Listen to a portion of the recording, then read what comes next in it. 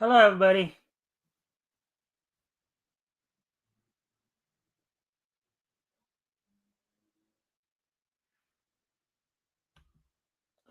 All right, welcome to the Mikestand. Of course, we're going to give people a chance to come in before we start talking about what we're going to be talking about tonight. Hope everybody's having a good week thus far on this Tuesday, May the 13th, 2025. So, of course, many parts of the country, the school year is winding down, so kids are getting ready to get out of school, getting ready for summer break. Um, you know, um, and of course we're getting into the summer months. At least in the northern hemisphere, obviously in the southern hemisphere, they're getting ready more for winter.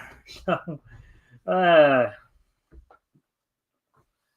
but with that, as I said, we're just waiting on people to show up. So, friendly reminder, of course, if you guys haven't as of yet, if you guys can help out by liking and sharing the stream, see if we can get some more friendly people in here to engage. That'd be appreciated. Also, if anything here grabs your attention, feel free to comment and or ask questions, and I'll try to answer the questions to the best of my ability.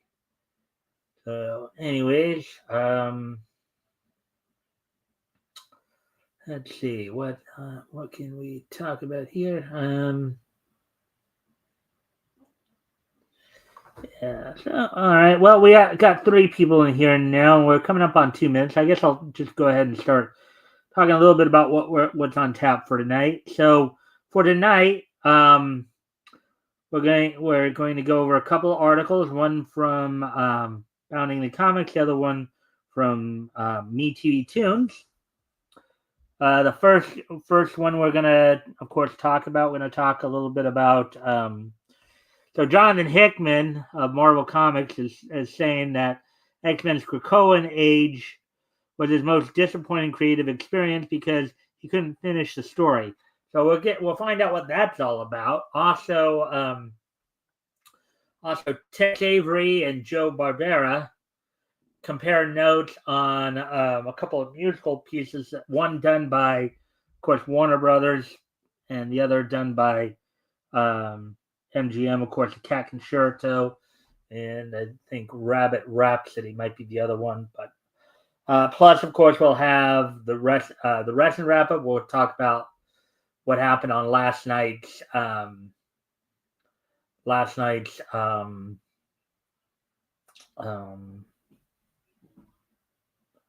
Raw. Look ahead to tonight's NXT.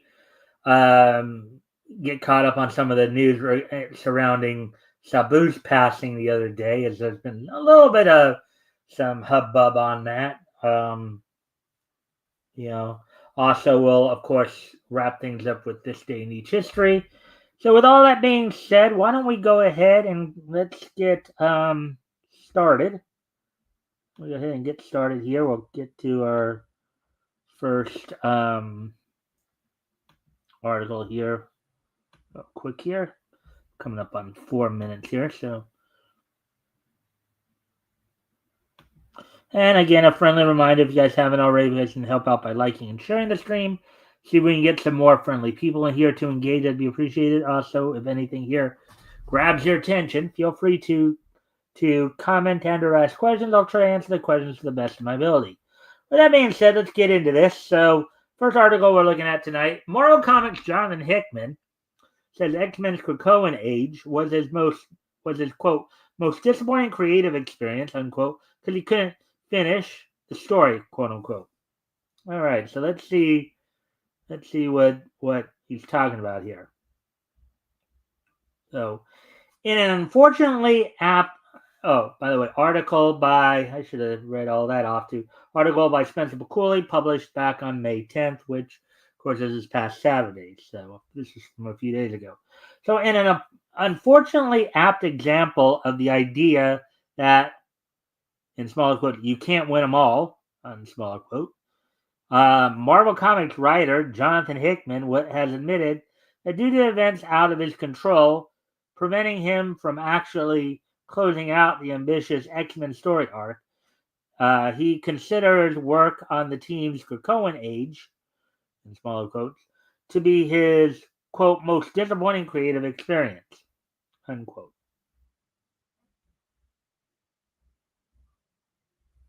Here's some of the artwork here from all that.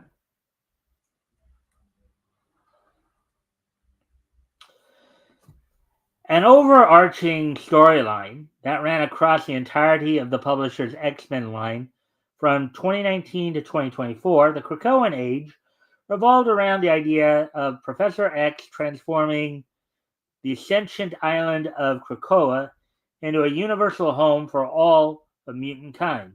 In doing so, attempting to take his people out of the shadows and give them protection in the form of Homo superior based ethnostate. Hmm. That's interesting. Usually that sounds more like something Magneto. At least my understanding, it sounds more like something Magneto would do. But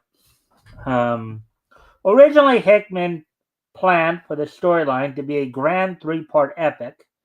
Its narrative proving a similar status quo elevation to the X-Men that his Infinity arc did for the Avengers.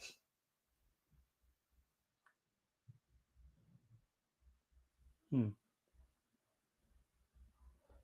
You got Cyclops, you got the X-Men, you got Fantastic Four there.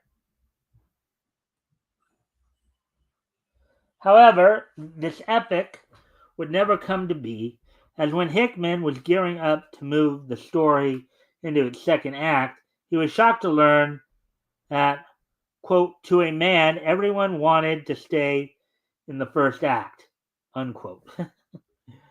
Oh boy. Quote, it was really interesting, unquote, he told Entertainment Weekly. In August 2021, quote, because I appreciated the House of X that House of X resonated with them to the extent that they didn't want it to end, but the reality was that I knew I would be leaving the line early, unquote. As such, Hickman worked with Marvel Comics to reorient the entire X-Men line, thus taking a sledgehammer to his original plans for the entire Krakoan arc, a Krakoan affair.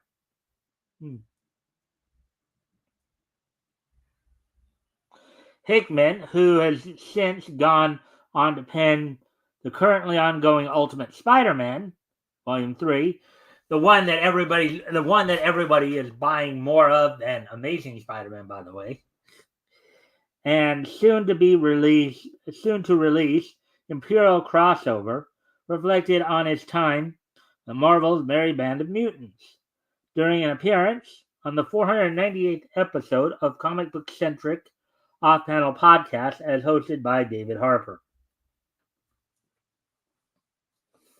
Fielding questions from Harper's Patreon subscribers, Hickman was at one point turned to the topic of Krakoa and asked as to what, if anything, quote, really stood out about the experience overall to you, unquote. To which he affirmed, quote, I've said this multiple places at this point, but it is the most disappointing creative experience that I've had because I didn't finish the story I set out to do, which is a cardinal sin, and a total bummer, unquote. Which of course makes you kind of wonder, of course, did he not get to finish it because, basically by the impression there, it was probably the Marvel editorial staff that kind of overrode him there, it sounds like. But anyways, as we continue on here, quote, in my head, working the way that it works, I've tried to reverse engineer how it could have worked, unquote, he told Harper. Quote, I don't think there's a version of it where it wasn't me not getting to finish it. So, it's a lot of business stuff. COVID stuff, publishing schedule stuff. Like it was a perfect storm of really, really bummer things that just derailed the project. And so it's really, really difficult for me to talk about or think about it in any kind of positive aspect because I would have crushed it, unquote.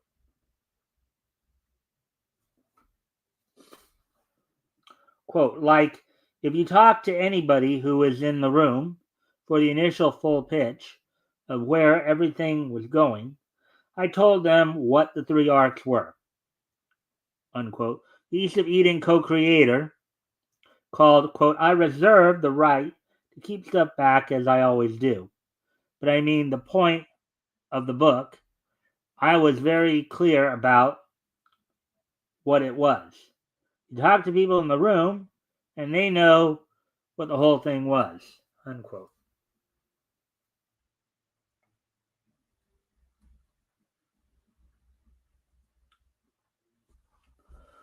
Quote, it's a bummer, it's a real bummer, but win some, lose some, and you move on, unquote, he then admitted. Um, will say that I really love the people that I work with during a really, really difficult time. I thought I had some banger issues, some really great X-Men moments. I just hate that I didn't get to finish it, unquote. However, despite his disappointment in being unable to properly wrap up the X-Men's island adventures, Hickman made it clear that he did not, quote, begrudge anyone, unquote, who subsequently handled his idea.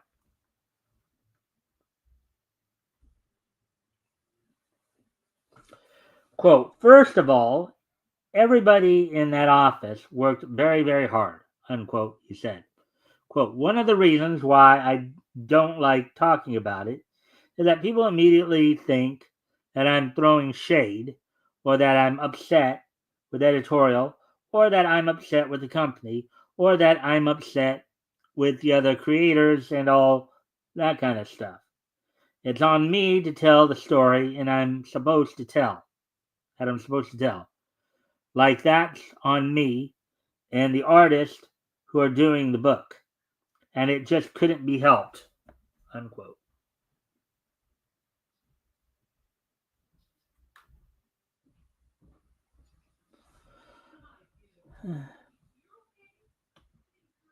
Hello, let's see. Hello, Chatube, yes.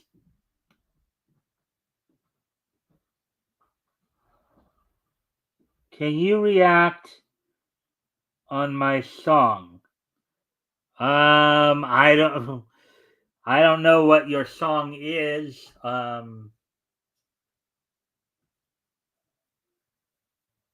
Don't really, don't really know, but don't really know what your song is, so I don't think I can react to it. Um, but anyways, um, I continue on with the article here.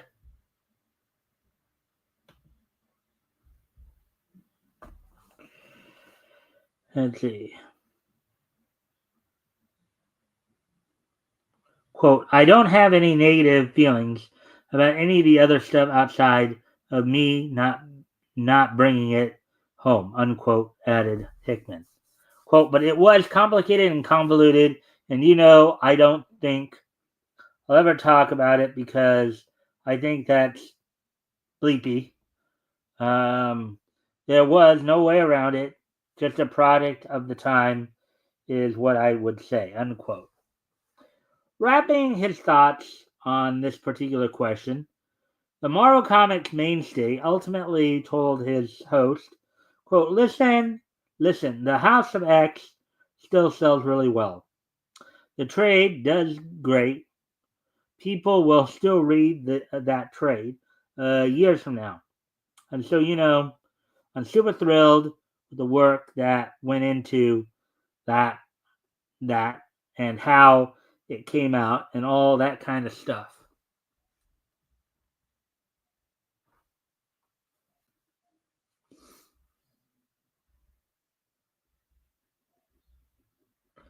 And there we go. So that was the finish of that one there. So, anyways, as I said, if anything grabbed your attention, feel free to comment it or ask questions or comment, and I'll try to answer the questions to the best of my ability. With that, now let's get ready to move on to the other article I was going to do for you guys tonight, which was on MeTV Tunes, a little profile piece, as it were.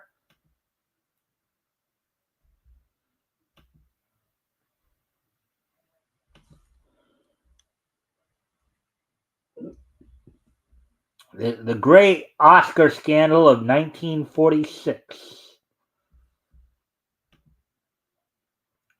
Let's take a look at this little profile piece.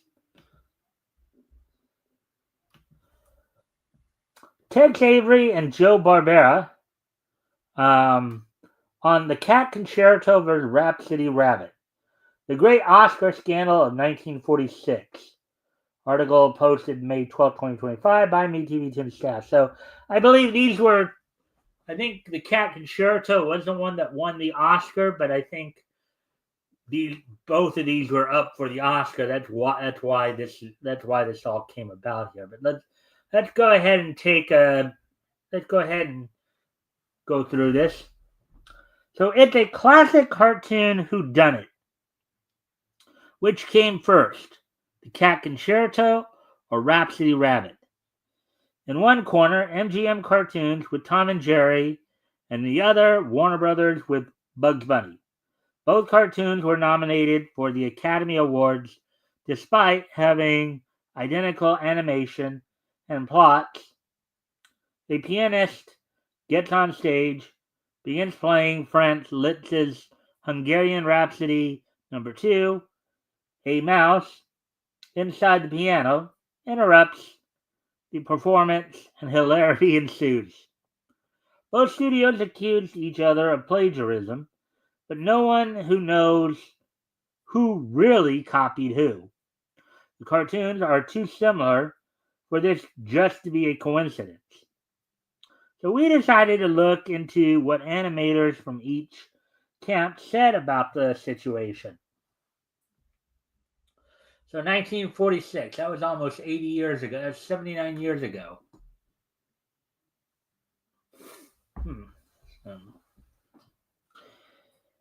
In Bugs Bunny, 50 years and only one gray hair, Joe Adamson provided Tex Avery's take on the situation. Quote, Tex Avery was a witness when the folks at Technicolor, evidently stressed out, delivered one day's Rhapsody Rabbit footage by mistake to the MGM cartoon unit, apparently confusing it with a disturbingly similar Tom and Jerry cartoon on which Bill Hanna and Joe Barbera were then pinning their Academy Awards hopes for 1947. Hanna and Barbera watched the Bugs Bunny cartoon, which was freakishly similar to their own, and realized they needed to hurry up and finish the Cat Concerto to qualify for the 1946 Academy Awards. If they submitted it under their estimated timeline, the cartoon would be eligible for the Oscars a full year after Rhapsody Rabbit, and it likely would not even be considered, so they rushed it.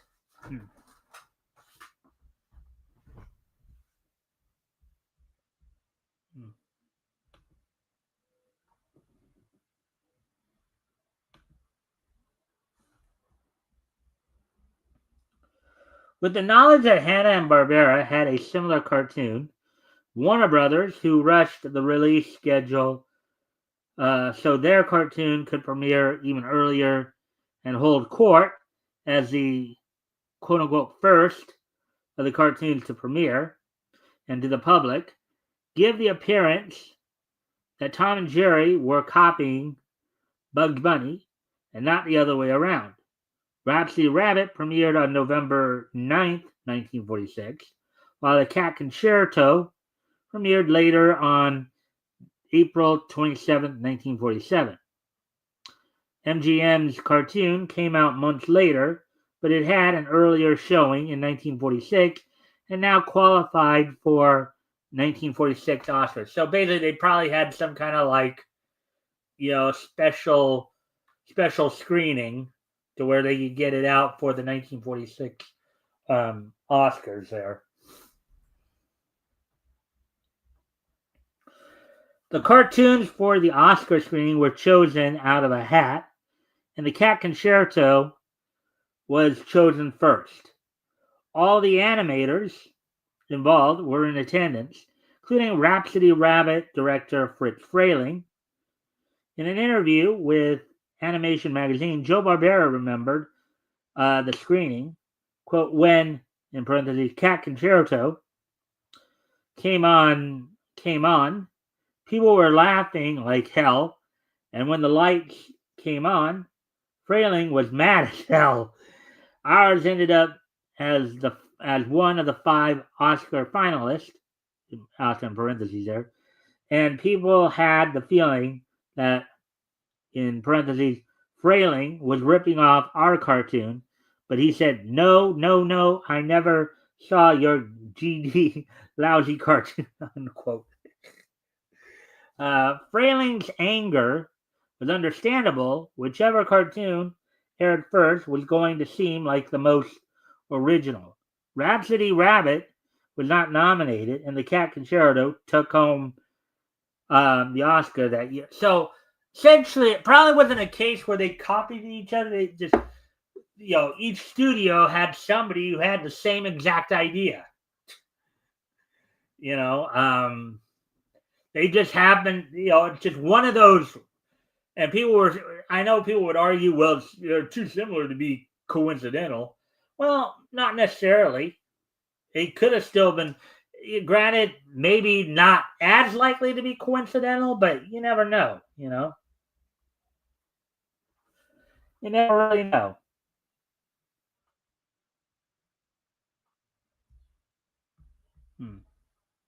Let's see what you guys have anything to say about that as of yet. I guess not. Let's see. Production for the 2 cartoons certainly overlapped, but it's tricky to determine which cartoon began animation first. When asked about the potential plagiarism, Joe Barbera truly believed that both animation units happened to have the same idea at the same time, which again can happen. Granted, it's a pretty astronomical probability that it actually does, but nonetheless, it's while not everything is probable, or not everything is probable. Anything is possible, right? So, quote, Frayling had a sense of humor. We just thought the same, and our gags were the same, unquote. But Barbera posed the question, quote, what's a rabbit doing with a mouse?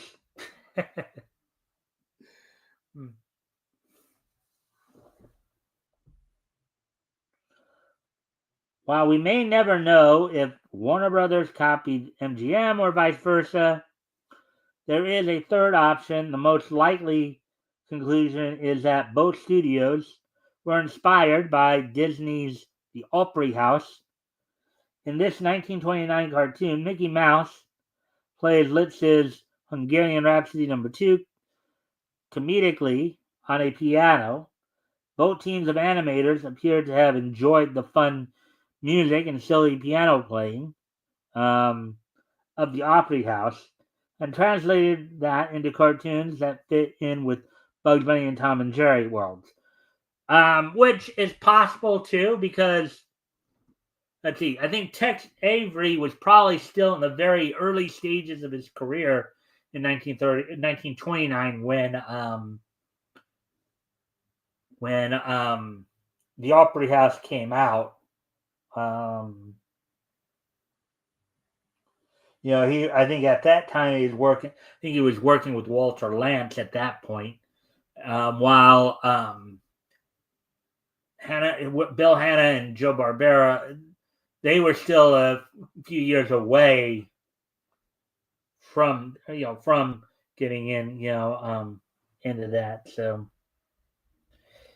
anyways, watch the Tom and Jerry show on MeTV Tunes weekdays at 5 p.m. Eastern, 4 Central, 2 Pacific.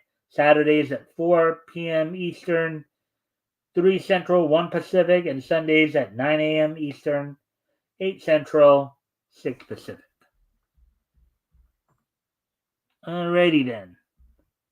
Let's see, where are we at on time here? Let's see now. Actually, I do need to step away from the computer for a moment, so I'll be right back. But while I am gone, I'll go ahead and turn on some music to keep you guys entertained when I'm done. Be right back.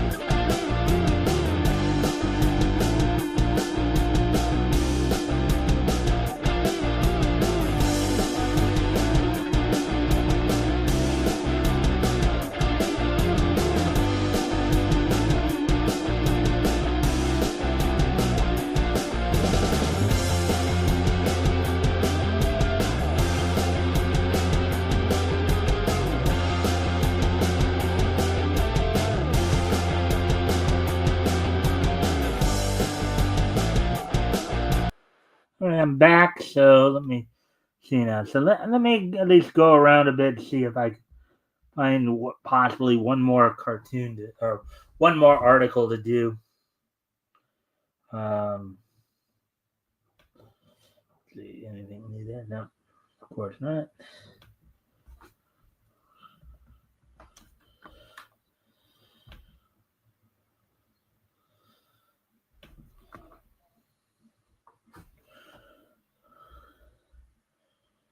Let's see.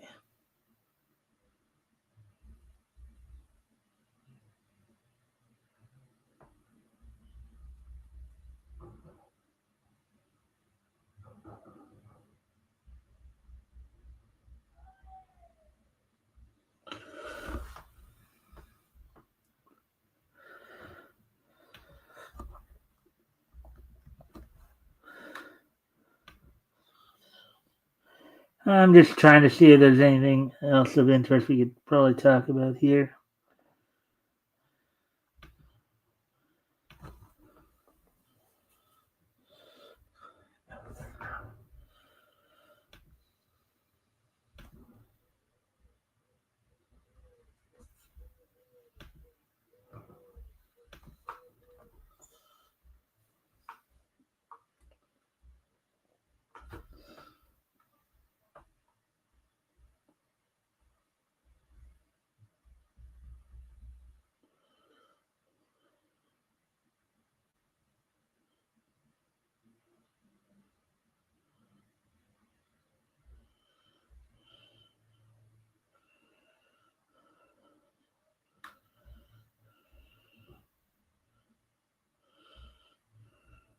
Hmm.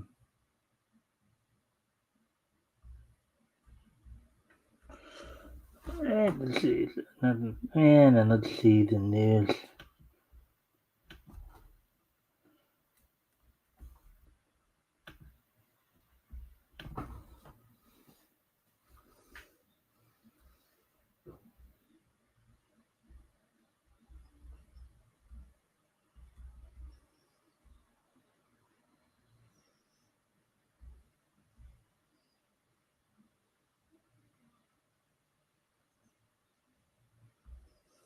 Mm-hmm. Yeah, not overly.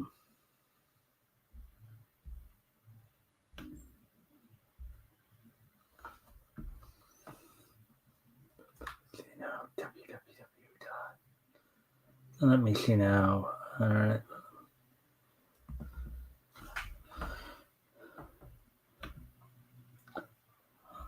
I said, if anything grabbed your attention, feel free to comment and or ask questions. I'll try to answer the questions the best of my ability here.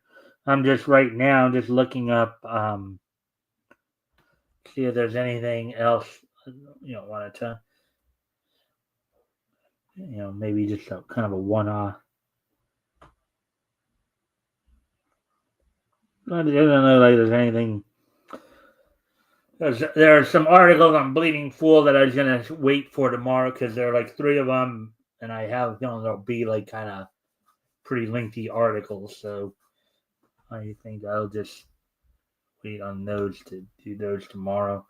So what we'll do now, of course, is we will go ahead. Of course, unless there's anything unless there's anything off the top of your head that you guys would like to talk about, in regard to the realm of anime, cartoons, comics, manga, pro wrestling. If there's anything on your mind that you want to talk about or what have you, feel free to open up. But if not, we'll probably move on to the wrestling wrap up now. Let's see. Let's see. Doesn't look like anybody's got anything to add, so guess we will. All right, so we're gonna go back to last night's Monday Night Raw, as it's of course it's the Raw after Backlash, kind of the see some of the fallout from that. Of course, coming from the KFC Yum Center in Louisville, Kentucky. With Michael Cole and Pat McAfee on commentary. The opening match saw Penta. The opening match saw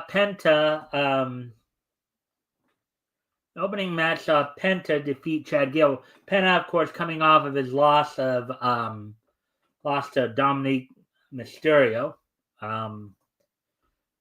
falling short of becoming the Intercontinental Champion. It was reported at an upcoming event in Phoenix. Dominic plans on visiting the grave of Eddie Guerrero, the gravesite of Eddie Guerrero, to show him how he won the Intercontinental belt.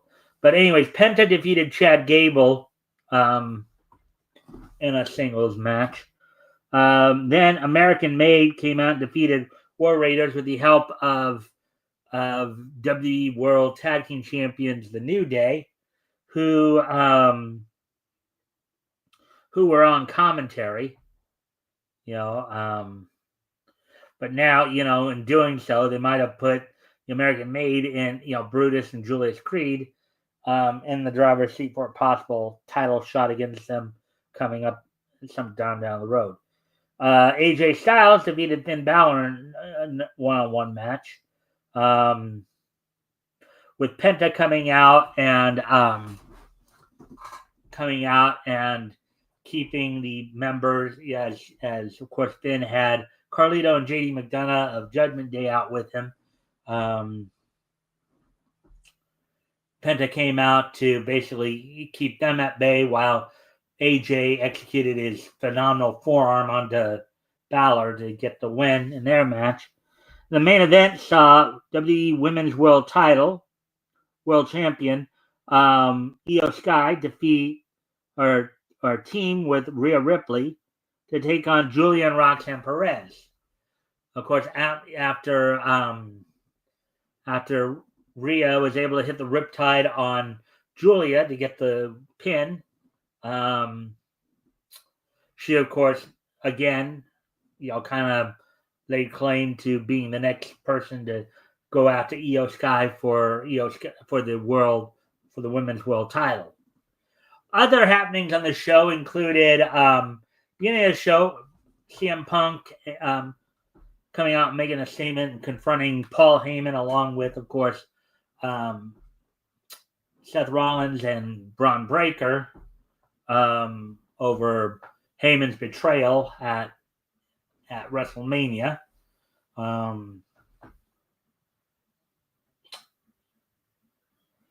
Then, which led to a confrontation between, of course, Rollins, Breaker, Punk, and then coming out to Punk's aid as they were beating down Punk were both Sami Zayn and world champion Jey Uso, who then later had a bit of a confrontation with Gunther, as it had been previously announced that Jey would be defending the world title at Saturday Night's Main Event here in a couple weeks from this past Saturday, with it being announced on last night's show that the winner of that match will defend the title at Money in the Bank against Gunther in June there. So,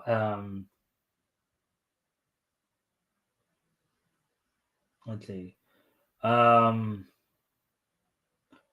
But with that being said, that's all that happened on last now. And of course, WWE did have a tribute video for, and did pay a little bit of a tribute to Sabu, who passed away over the weekend.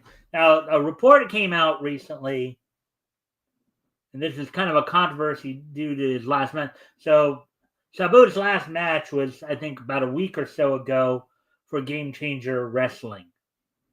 And it was supposedly reported that the people there had basically supplied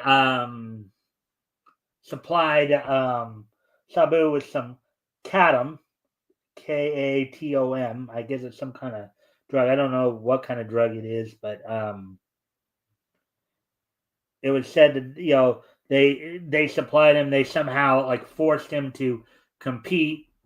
Now mind you have to remember Sabu, 6 years old, okay, but his body's probably more like an 80-year-old in some respects because of all the abuse he's taken over the years. The nephew of the Sheik, known for being one of the innovators of hardcore wrestling. But it was reported that they somehow forced him, supplied him with some drugs to keep him going.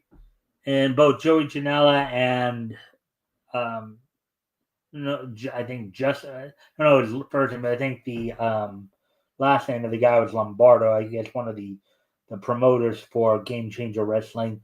Both came out and claimed that was not the case. He was not forced to do it. He and they did not supply him with any drugs or anything like that. Joey Janela even came out and said that if anything, Sabu would smoke his marijuana and have his Katom himself.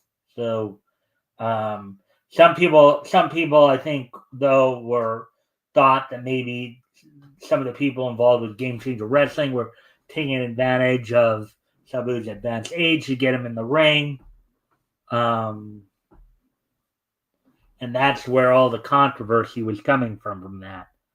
But but apparently the match happened WrestleMania weekend. So it was during the Game Changer event during WrestleMania week. That's when it happened. And they were even saying that he was fine afterwards. I mean, Joey Janela even said that he saw him the next day. they were signing autographs together at WrestleCon. So he seemed to be all right there. It's just, I think what just happened, what people don't want to understand, realize is, sometimes some guys can live well beyond their years, and there are some guys who will wrestle well into their 70s and 80s. I was just wondering because I knew, like, I was just thinking about Jimmy Valiant earlier, the Boogie Woogie Man. He wrestled well into his 60s. Terry Funk wrestled almost up until the very end, from what I understand.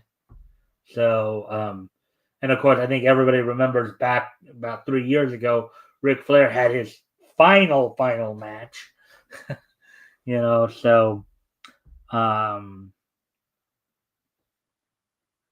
So yeah, so basically though, that was kind of the thing there. So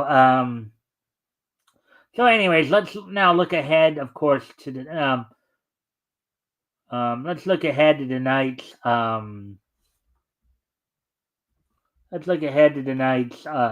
NXT show. Seeing what they plan for tonight's NXT show from the Performance Center in Orlando, Florida.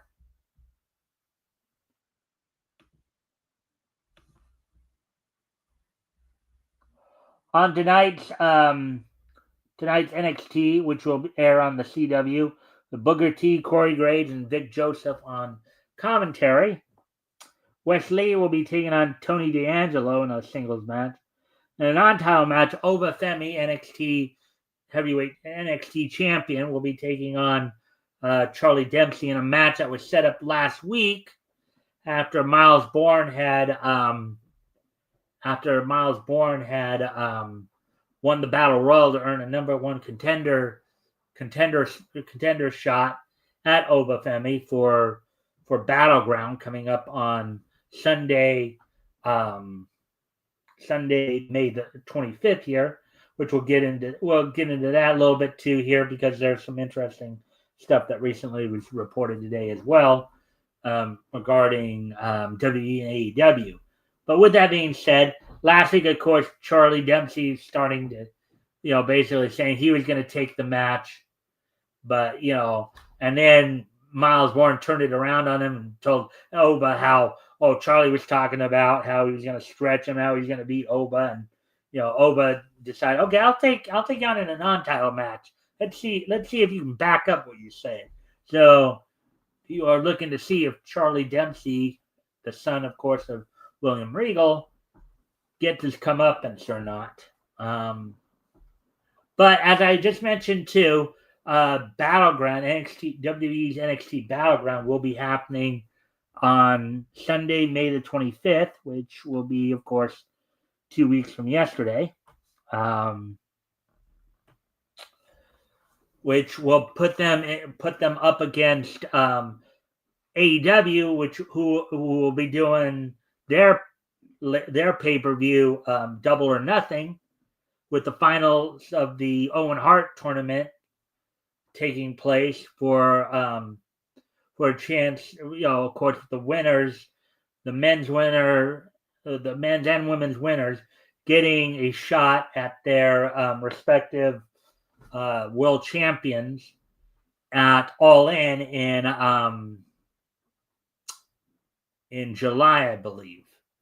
And there was another little bit of, so you have WWE planning an event against AEW here in May, where they're going to have, and in that main event for AEW, of course, in the finals of the Owen Hart tournament, the men's final, you have Hangman Adam Page, former AEW World Champion, taking on former AEW International Champion Will Ospreay for a chance to take on whoever ends up being the winner between Jon Moxley and Samoa Joe on tomorrow night's Dynamite.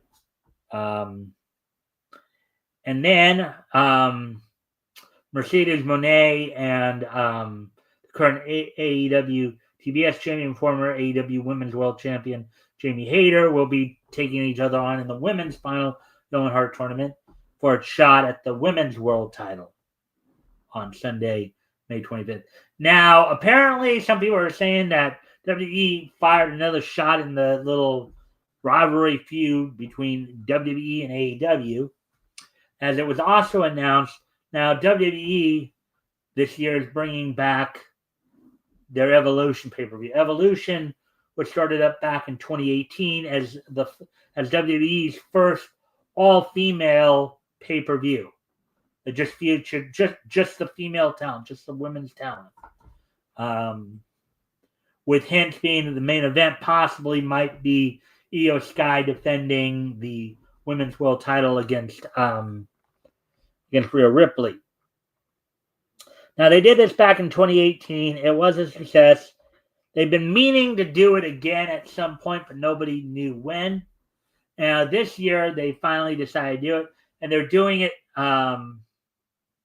They're doing it on Saturday, so I guess it's slated for Saturday, July 12th, 2025, which is stated to be the same day as All In Texas for AEW. Of course, where, again, the respective AEW World Champions, the men's and women's world champions, will be defending their titles against the winners of the Owen Hart tournaments. So, anyway, so some interesting tidbits there. Of course, on the wrestling wrap-up side of it, we'll go over what happened on tonight's NXT tomorrow as part of the show, as well as looking ahead to tomorrow night's Dynamite. Let's see now. So with that being said, now with today being Tuesday,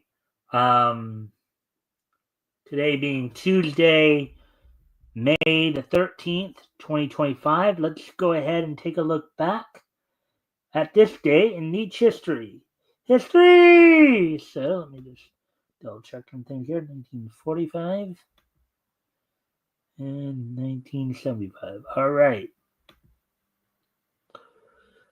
So first off, we're going to head back 80 years ago. As on this date, 80 years ago today, back in 1945. Back in 1945, the 20th issue of Giggle Comics from ACG, known at the time as Creston Publications Corporation.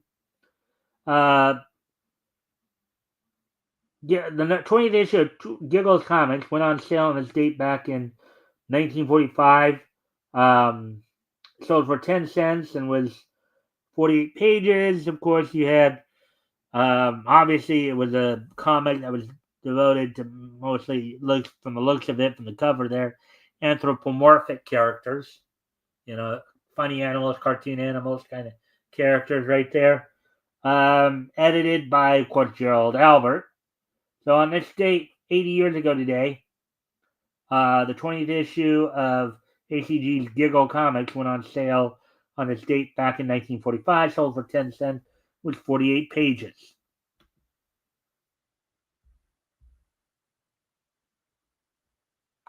So now as we get ready to move on to the next piece in each history, actually the last piece in each history for tonight.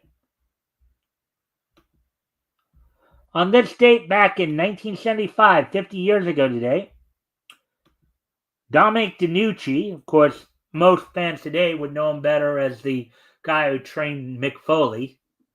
Dominic DeNucci and Victor Rivera defeated the Valiant brothers, Jimmy and Johnny Valiant, the aforementioned Jimmy Valiant, in Philadelphia to become the new WWF Tag Team, the Worldwide Wrestling Federation. Of course, the forerunner to today's WWE. Jimmy Valiant, as I mentioned, wrestled well into his 60s as the Boogie Woogie Men throughout the Carolinas. He's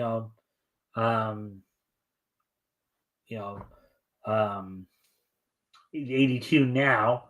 He is fully retired, from what I understand. But on this date, 50 years ago today,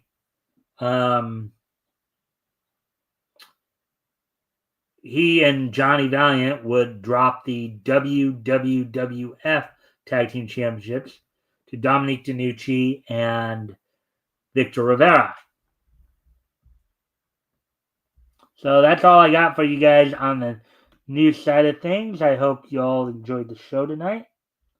Of course, we'll be back here tomorrow night with more Neach news. Also,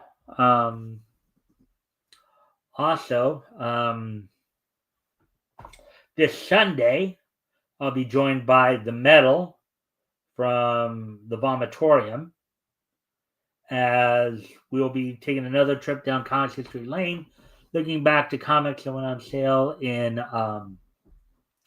May of 1940. We'll be looking at Holyoke. I haven't actually looked which specific comic we'll be looking at yet, but I hope to sometime by tomorrow have some idea. But we'll be looking ahead to do that. Of course, well, as I said, we'll have more Neach news tomorrow, as well, and there are about 3 articles on Bleeding Fool that caught my attention that I'll probably be going over. Hopefully, we'll get us over the hour mark if we end up going a little short tonight. So, of course, get you all caught up on the latest wrestling news, as I said, in the wrestling wrap up. Looking back to tonight's looking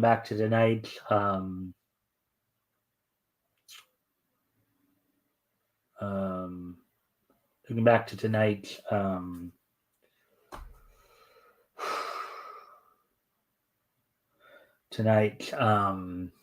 NXT, looking ahead to tomorrow's Dynamite.